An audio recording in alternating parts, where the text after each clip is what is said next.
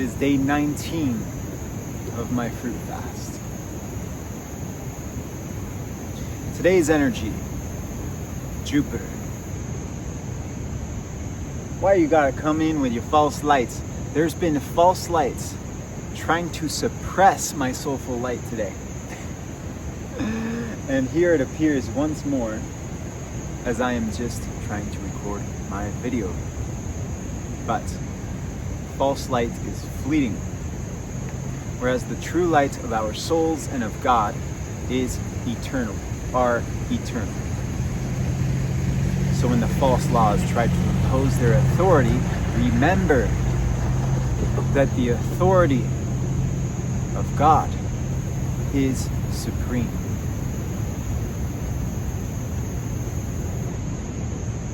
And so too the authority of your will when you align it with God. Interestingly, Jupiter is known as the ruler of the 7 luminaries in the sky, including Earth.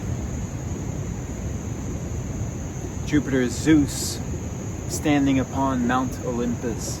Jupiter is Thor, with the hammer of the gods, creator of lightning and thunder. Perhaps akin to the lightning strikes that are consistently and constantly happening, not only within the brain, but within the heart and within the gut, and within the entire neural network of the body. Perhaps. Now,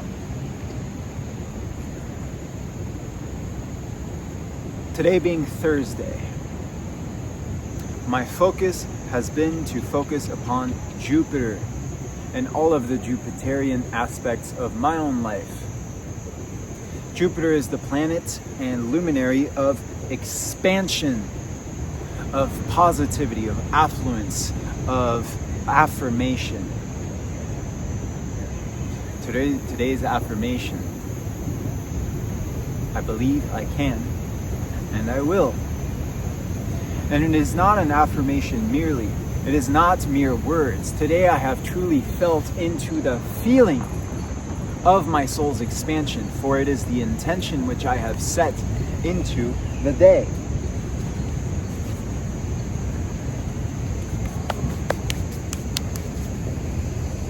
I began my day following a dream where demons tried to attack me, and I invoked the name of Christ, and they were dissolved by the presence of his name. I don't make the rules.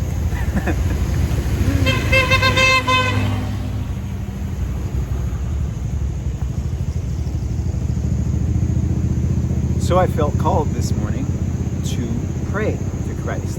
Now, I'm not speaking dogmatically.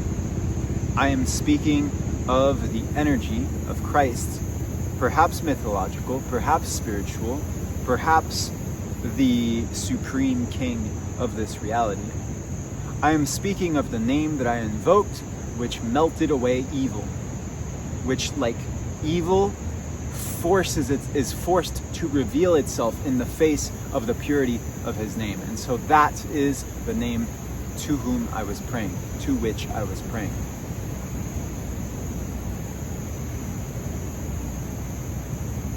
And as I am in an energy of expansion, following the prayer in the river, connecting with Christ, connecting with Gaia, I came back to my home and I began to write. And the writings that came through me were those of a Jupiterian king.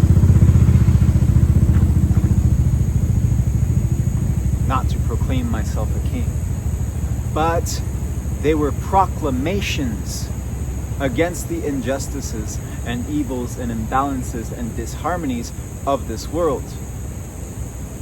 And an absolute no tolerance policy within my microcosm of any kind of self-deceit, any kind of bullshit, any kind of consensual agreement or binding contract with some of these deceitful networks of being. I wonder how freely I can talk about these things without,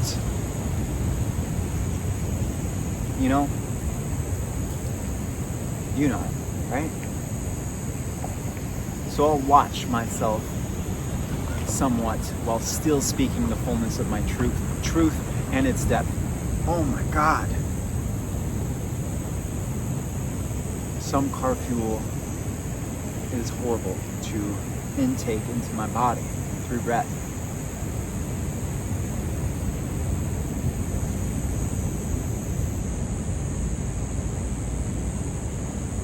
The writing.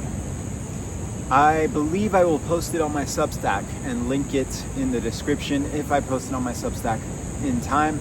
If not, then it won't be linked. But it's quite a potent calling of mine to write exactly in that way. My Jupiter placement is in Sagittarius in my 10th house. Jupiter is itself already a philosophically oriented planet and luminary, as the king of the gods, so to speak. Sagittarius is one of the philosophical signs in the zodiac, and the 10th house is the house of career and public expression. So I focused upon expansive energies, Jupiterian, within the realms of my philosophical affinities and within the discursive realm of putting my language and my philosophical explorations out there.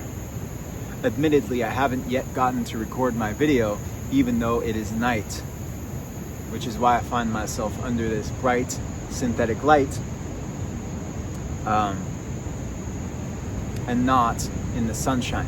Because another thing that I did today to focus upon my expansion, I asked myself, what makes me feel beautiful and expansive and like a flower in bloom? What makes me come alive? One of those things, coinciding with a nice surf swell coming in today, was to finally rent a surfboard for the first time here in Costa Rica and go surfing. So I gave myself that. And normally the time that I would record a video would have been the time that I was actually surfing. So I did that. And it was magnificent. And the waves completely pummeled me to the ground, and I rode them like a wild solar-powered monkey. Organically solar-powered. I don't know what I'm talking about. On top of surfing, there was meditation, and specific meditation focused upon feeling expansion from the center of my heart, beaming outward in a radiant sphere of glorious Christ-powered love. The writing came through, and it's still going to come through, and it's going to be very directed at this philosophical energy. Really, truly digging into the philosophical roots of my being, of my heart, of my expansion, of my purpose, of my Sagittarian fire, of my Jupiterian fire, and finding expression, artistic expression, creative expression within that. Already done, to be continued more deeply. I had a call with a brother, Armin, and auspiciously, we might say, it was a very deep, philosophically driven conversation, essentially questioning the root of all evil, and how do we conquer evil in the world, and is evil even quote-unquote evil, was the question that he was posing. And I was like, right now, I am like no tolerance for fucking evil. We're going to banish all evil spirits from this realm and we are going to burn them away. Todo bien, gracias. Sí, pura vida. And we are going to eviscerate them with the Christ flame of truth and absolute liberation. That is the wavelength that I am on today, and that is the wavelength that I am planning on pursuing for the rest of my life. So it made for an interesting dance of polarities. And then diving into more philosophy, to understanding what I like to call the quadrielemental metaphysics of astrology, understanding the mythological roots of Jupiter, of astrology, of how mythology and the various gods and pantheons of different religions will then weave themselves into stars and into words and into the great myths of our world in order to provide, let us say, microcosmic codexes, books of being, mirrors of our own selves, microcosmically embodied of the entire macrocosm of the cosmos, in order to give us guidance into who we actually are. What and who is Jupiter in the sky as well as in my body, and how is my body a earthly map of the sky itself, in a similar way that some might say that the moon actually reflects a mirrored image of the earth and is actually a map. Some people are saying that. I don't know if they're correct or not, but it's fun to play with. Pause. Because this week-long journey that I am embarked on, hold on one second. So, inasmuch as this 7-day process and journey which I've embarked on is intended as a process of self-discovery and soul amplification, it is also an opportunity for me to learn more deeply the language of astrology, which I have been awakening in my life. But I'm still very much an amateur in that realm. And so every weekday dedicated to its own luminary is a way not only to, let's say, research the written and linguistic and intellectual heritage of each luminary, the intellectual story of each luminary, but to actually work with the energies that are present within the intentional and synchronistic ubiquity of each luminary within the day that it has chosen for itself. Such that today I have been learning more about not only Jupiter itself and its mythological roots, to teach myself about astrology more deeply, but learning about my own self and my own Jupiterian placement in Sagittarius in my 10th house, what that means, and how I can then understand myself more deeply to attune my behavior to my microcosmic blueprint of the sky, here embodied within this vessel which I am. The 10th house is a house of career. So the fact that I'm speaking and I am always probing into the philosophical and spiritual depths is a very Sagittarian and Jupiterian 10th house thing. It is no wonder that I am choosing and so inspired to share these philosophical depths via this medium here and now. And this is an ongoing process of self-discovery, and I can already feel so much coming alive from it. It's when I express, and I titled this video, I believe I can and I will. It is a response to yesterday's video, which was, can I change my life in 1 week?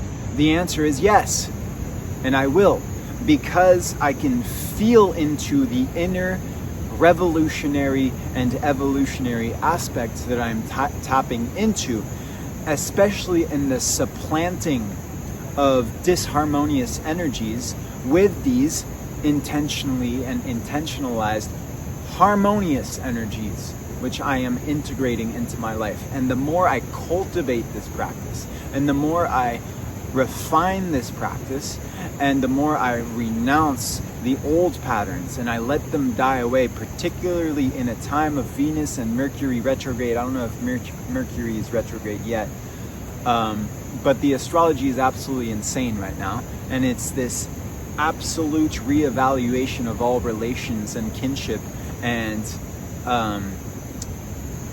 ways of relating to the world itself. And so it's no coincidence that I've come to Costa Rica to touch upon my Pluto astrocartographical line, as well as my Sun and my Mercury. Astrocartography, if you don't know what that is. I really hope some of you are understanding this language, and if you don't, that it's still enjoyable and helpful. Astrocartography, if you look at your birth chart, you'll have each of your luminaries and planets placed in certain levels, certain locations on your chart, and then you can map that onto the earth and have certain lines that contain that energy on the earth herself, as above, so below, as within, so without. So you are a microcosm of the earth is a microcosm of the sky, you are each microcosms of the sky. The energetic lines of luminaries are equated between your body and the earth's body in a way that is mirrored.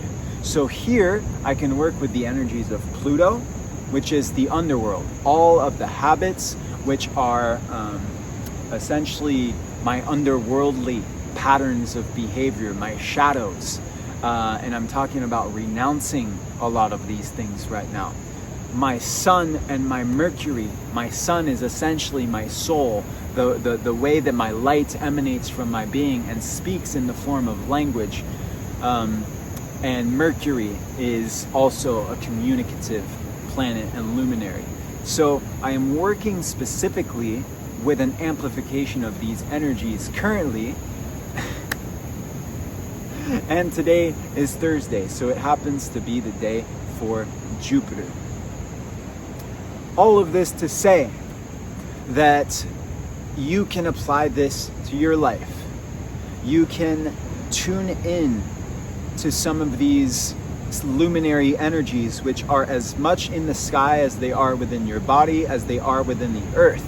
And you can discover things about yourself which will allow you to harmonize with who you truly are, with the flower of your soul, so that you can choose your way with your free will into a renunciation of everything that stands in the way and that is inauthentic and that keeps you away from your connection with God, and that reconnects you with who you truly are and the essentially microcosmic blueprint which God has bestowed upon you, has breathed into you from the moment that you were born, and very likely long before. God's wisdom is infinite and completely fathomless in relation to our extremely limited minds and even limited hearts in relation to his omniscience and absolute perfection. So I pray and I hope that this journey of self-discovery, which I am sharing and stepping into for my own self in a process of reclamation, which truly is allowing me to believe in a reorientation of my life towards absolute freedom, towards reunion with God, towards a renunciation of all the ways in which I deceive myself and am thus enmeshed with networks of deceit and falsity in the world, which are the sources of evil on this planet. And therefore, if I want to change the world, I need to change myself from within and align myself with the blueprint of my flowering soul. My prayer and my hope is that in witnessing me doing this, you can be inspired to use any tools that you find are resonant in order to decode your own life, in order to understand your own self more deeply, in order to understand how Jupiter interacts with yourself, what Jupiter's role is in your life, how the sun influences you, how your Mercury influences you, how your Venus influences you, and how you can build a coherent understanding of these luminary presences within your body, which are cosmic, in order to become more free, more yourself, and bloom into the flower of your soul with the ease and grace which all flowers hold within themselves as a birthright breathed into them by God. Every single flower that blooms does so not from this fucking scarcity-ridden struggle of like, oh, I have to force this with my will and with my mind, and I must control. It's the most easy and beautiful unfurling from the death and depth of winter into spring, renewal and resurrection. And today is the first day of spring, and everything is coming alive. And thus does the synchronistic perfection once more present itself under the beneficence of Jupiter, in order to remind me, and hopefully you, more deeply who you are, who I am, and who we are meant to be together as blooming flowers, children of God, here to breathe sovereignty onto this earth, here to embody truth and freedom and liberation for all beings. This is not a game. This is life. That doesn't mean it can't be fun and beautiful and easy and playful, with a return to the childlike innocence of our souls.